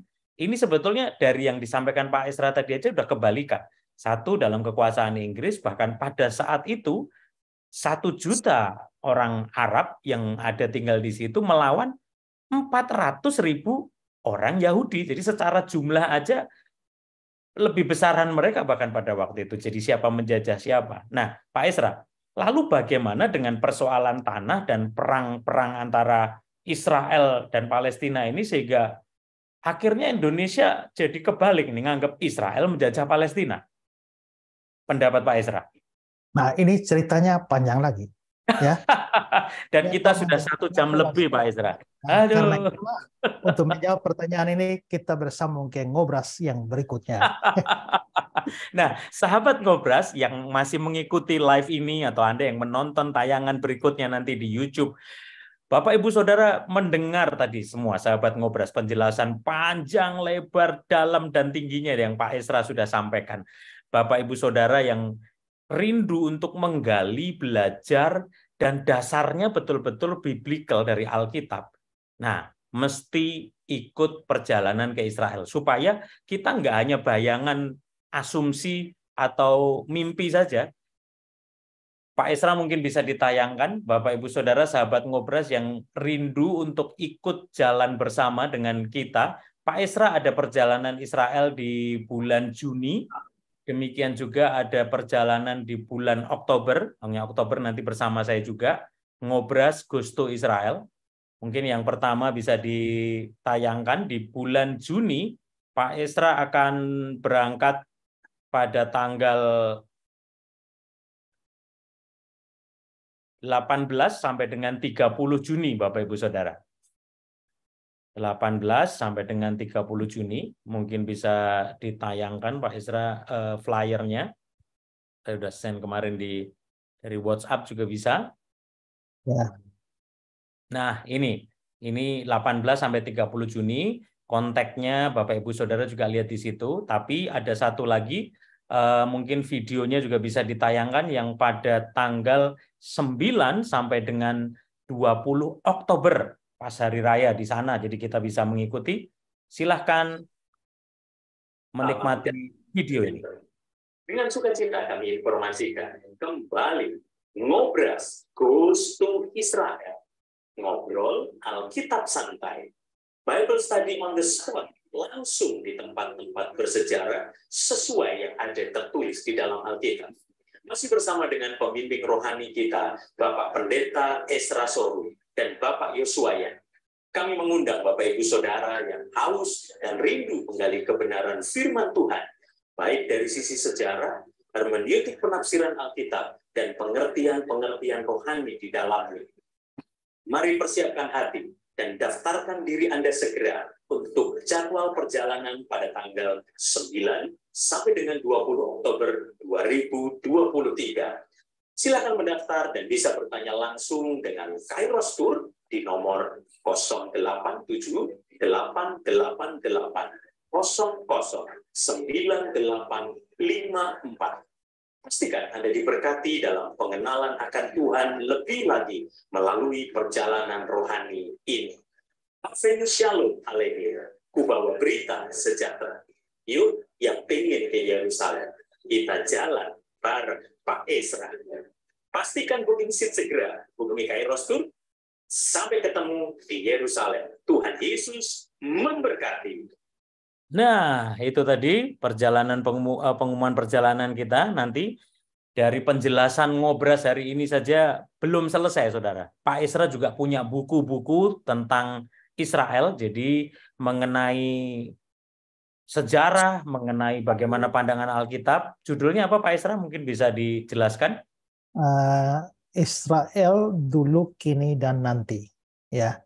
Itu adalah buku yang membahas sejarah Israel. Saya bahas sejarah Israel total 3 buku, kira-kira ya 1.700 sampai 2.000 halaman. Ya, membahas sejarah mulai dari zaman Abraham sampai nasib Israel di akhir zaman itu bagaimana. Ya, nah kalau saudara berminat ya silakan ya hubungi Pak Nathan.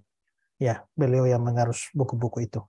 Ya, wow. Jadi dari sisi sejarah, pandangan Alkitab dulu, sekarang, dan nanti. Jadi Bapak Ibu Saudara sahabat Ngobras jangan khawatir mengenai resources yang bisa untuk dipelajari mengenai Israel supaya kita tidak salah melihat sisi dengan perspektif yang salah, seperti ya kita sekarang dengan kesel, dengan kecewa seluruh bangsa Indonesia nggak jadi tuan rumah Piala Dunia. Mungkin hanya karena satu perspektif cara pandang yang salah. Itu sebabnya, sahabat Ngobras, saya mengundang. Kita bisa belajar melalui juga dari buku Pak Esra, melalui Ngobras, ngobrol Alkitab santai, dan juga melalui perjalanan ke Israel, saudara yang rindu silahkan langsung kontak, hubungi. Ada juga nanti ditayangkan di kolom deskripsi di YouTube, hubungi Kairos Tour yang hari untuk bulan Oktober, tanggal 9 sampai dengan 20. Wow, Pak Esra. Pak Yos, ini ada ya. Ininya, ya. Ini buku yang saya bahas ya. Ini bukunya. Israel dulu, kini, dan nanti, ya. Itu ada tiga seri ya. Total ya kira-kira ya 1.700, mungkin juga 2.000. Aja tadi itu udah 270 halaman, saudara. Ya. Tapi kalau mau Anda santai sambil dengerin, sambil tiduran juga dari Ngobras juga enak, saudara. Langsung tadi panjang lebar dijelasin. Mau lebih jelas lagi, tinggal sambil jalan. Ya, dalam buku saya berikan semua apa-apa yang saya ngomong itu di mana sumbernya, ya. Kan ini Ngobras saya ngomong aja, tapi kalau itu di buku ya link-linknya atau gambarnya apa dari mana, ya sumber-sumber itu diberikan secara detail. Ya. Wow, nggak berasa Pak Esra, 1,5 jam kita udah ngecipris Ngobras, ngobrol Alkitab santai mengenai sejarah Israel. Kenapa sampai Indonesia gagal menjadi tuan rumah Piala Dunia? Karena sebuah blunder, karena buta sejarah Israel. Umatku binasa karena kurang pengetahuan. Sebab itu, mari terus gali pengetahuan. Bersama Ngobras, ngobrol Alkitab santai. Kita tutup dulu untuk saat ini karena sudah 1,5 jam. Tunggu episode berikutnya untuk membicarakan tentang Israel versus Palestina. Siapa menjajah siapa? Tunggu tanggal mainnya. Mari kita tutup dengan doa. Sahabat Ngobras, saya akan berdoa dan nanti Pak Esra akan tutup dengan doa berkat. Terima kasih Tuhan, kami mengucap syukur buat Ngobras, ngobrol Alkitab santai, supaya kami dibukakan, kami disingkapkan mengenai kebenaran yang sesungguhnya. Supaya kami tidak kerdil, tidak sempit di dalam memandang melihat segala sesuatu dari sisi sejarah, demikian juga dengan pandangan Alkitab. Terima kasih Tuhan buat kebenaran firman Tuhan. Terima kasih buat sejarah yang begitu banyak disingkapkan oleh hamba-Mu Pak Esra. Berkati hamba-Mu, pakai lebih lagi dalam setiap pelayanannya, keluarganya. Makin banyak orang mengenal Engkau melalui setiap pekerjaan dan pelayanannya Tuhan. Terima kasih Tuhan, terima kasih. Kami juga berdoa buat rencana perjalanan ke Israel untuk kami juga boleh semakin jelas belajar, menggali tentang sejarah, demikian juga hermeneutik, penafsiran-penafsiran Alkitab, demikian juga tentang pengertian-pengertian rohani, sehingga kami semakin mengalami pengenalan akan Tuhan yang lebih lagi. Terima kasih Tuhan buat sahabat Ngobras yang terus setia bersama dengan kami, yang memiliki kehausan dan kerinduan untuk belajar. Sahabat Ngobras dimanapun Anda berada, mari angkat kedua tanganmu, silahkan Pak Esra menaikkan doa berkat buat setiap kita. Ya, kiranya anugerah dari Tuhan Yesus, kasih sayang dari Allah Bapa, kekuatan dan penghiburan dari Roh Kudus, menyertai saudara sekalian dari sekarang ini sampai selama-lamanya. Amin. Amin. Puji nama Tuhan. Saya percaya sahabat Ngobras Anda diberkati. Salam sehat, salam damai sejahtera, salam Ngobras. Tuhan Yesus memberkati. Shalom, salam damai sejahtera. Dengan sukacita kami informasikan kembali Ngobras Goes to Israel. Ngobrol Alkitab santai. Bible study on the spot, langsung di tempat-tempat bersejarah sesuai yang ada tertulis di dalam Alkitab. Masih bersama dengan pembimbing rohani kita, Bapak Pendeta Esra Soru dan Bapak Yosuayan. Kami mengundang Bapak Ibu Saudara yang haus dan rindu menggali kebenaran firman Tuhan, baik dari sisi sejarah, hermeneutik penafsiran Alkitab, dan pengertian-pengertian rohani di dalamnya. Mari persiapkan hati dan daftarkan diri Anda segera untuk jadwal perjalanan pada tanggal 9 sampai dengan 20 Oktober 2023. Silakan mendaftar dan bisa bertanya langsung dengan Kairos Tour di nomor 087 888 009854. Pastikan Anda diberkati dalam pengenalan akan Tuhan lebih lagi melalui perjalanan rohani ini. Havenus Shalom Aleihim. ku bawa berita sejahtera. Yuk yang pengen ke Yerusalem, kita jalan bareng Pak Ezra. Pastikan booking seat segera, hubungi Kairos Tour. Sampai ketemu di Yerusalem. Tuhan Yesus memberkati.